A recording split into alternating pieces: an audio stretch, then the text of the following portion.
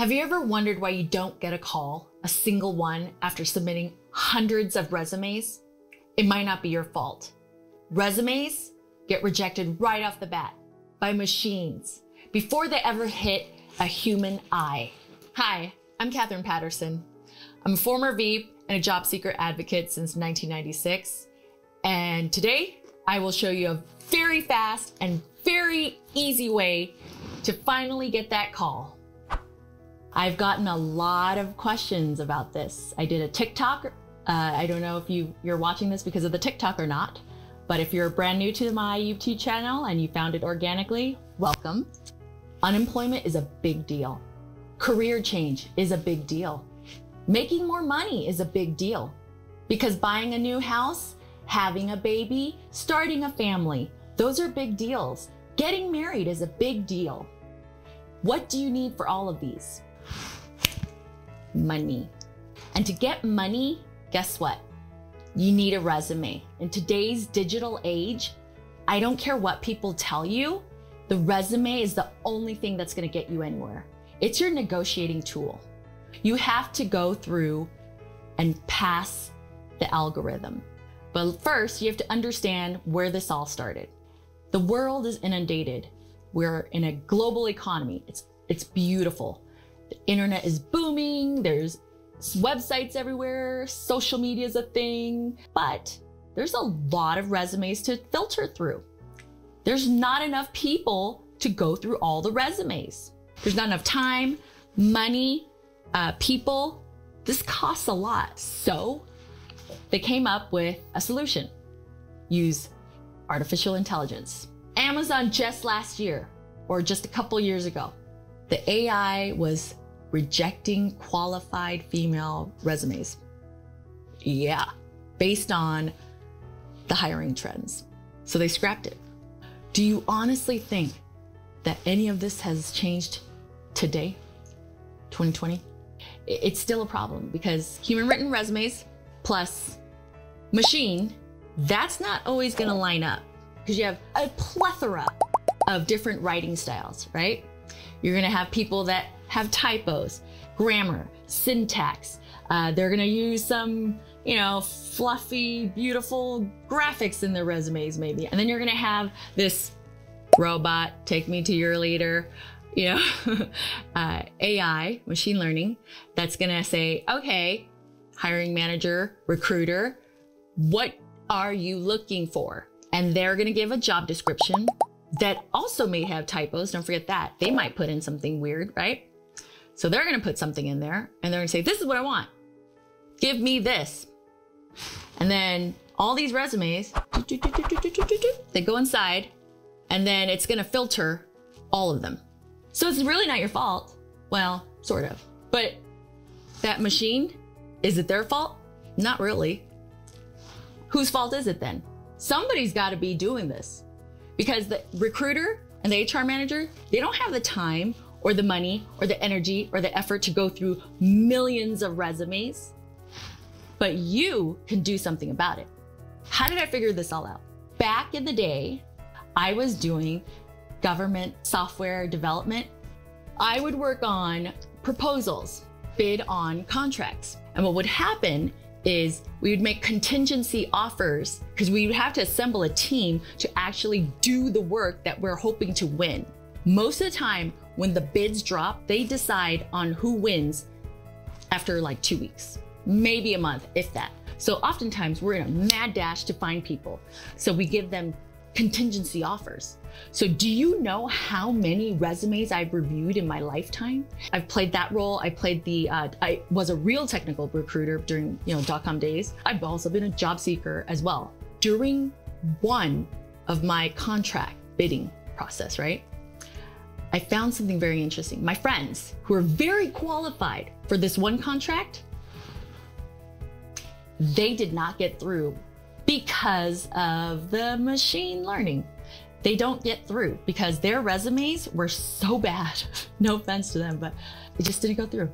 I mean, has to do with the fact I'm in engineering. Are they gonna be English majors? Not really. This is a big problem. Big disconnect.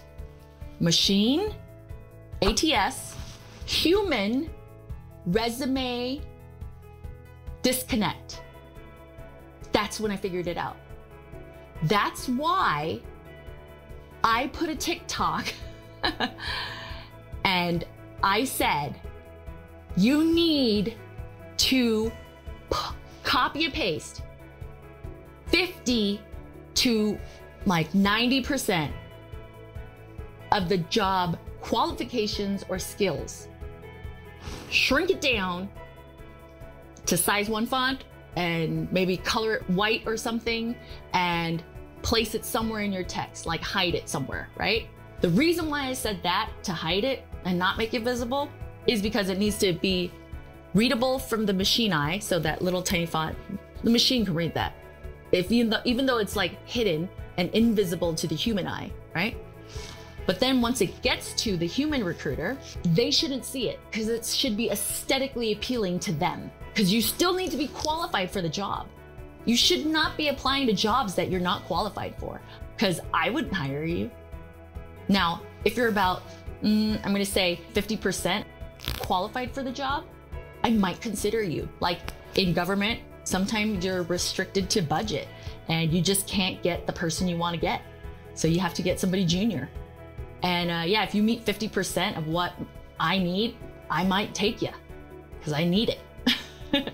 But yeah, that's pretty much the gist of why you have to like hide the copy and paste. You know, it became kind of controversial, this tip. I don't know why it's not out there, especially right now. Unemployment is very high, very, very high. You have to get past the machine learning. If you can't get past that, you're never gonna get a call. I have so many friends that sit there and go, I don't know why I'm not getting a call. I don't get a job unless I get a referral. And then I say, can I see your resume? And when I look at their resume, it's the worst thing I've ever seen in my entire life. The absolute worst. You have typos everywhere. You're in science and technology. How do you expect an ATS, applicant tracking system, to read this and then output a result for a human recruiter to actually receive it? So that's what you have to do. Circle back. Step 1, you still need to be qualified for the job. Step 2, copy and paste the job qualification and/or skills from the job posting into the resume. Step 3, shrink the font to size 1 or less. And then step 4, color it white or whatever your page is and make it disappear. Put it anywhere. That's it. Voila. And now you're machine readable. Right now you're probably thinking, is she telling me to lie on my resume? Is she telling me to cheat? No. I've had people ask me, hey, what if they find out? So what if they did? You tell them the truth. Educate them. It's a clever trick. Actually, it's not even a trick, really. It's just something that you have to do. So what are the other questions that people have asked me? They've said, PDF or Word, does it matter? No, it doesn't matter. Save it as whatever you want. When I was younger, I was fortunate enough to have a lot of smart people around me to tell me a lot of cool things. I am paying it forward right now. I want to share as many awesome tips with everyone. That's what's spurring this on for me, because it's very critical right now. There's other things that you really need to put in your resume, but I really don't want to keep going on and on and on about this in this video. What I really want you to do is let all of what I said to you just sink in. It's a lot. It's very dense. Focus on your resume. Just really focus on it. That's your business card. It really is. It's the most important thing in today's digital age. It really, really, really is. Speaking of algorithms, like the video so it can spread on YouTube and someone will pick it up who really, really needs it. Subscribe so you can continue to get more tips like this. I have a lot more 20 years worth that will really help you, especially right now. Ask questions in the comments. I'll do my very best to answer each and every one. And finally, share. There is a share button, you guys. Share this video with as many people as you know that are in a situation. Let them know about this tip. This is super important. Until next time, stay connected. Bye.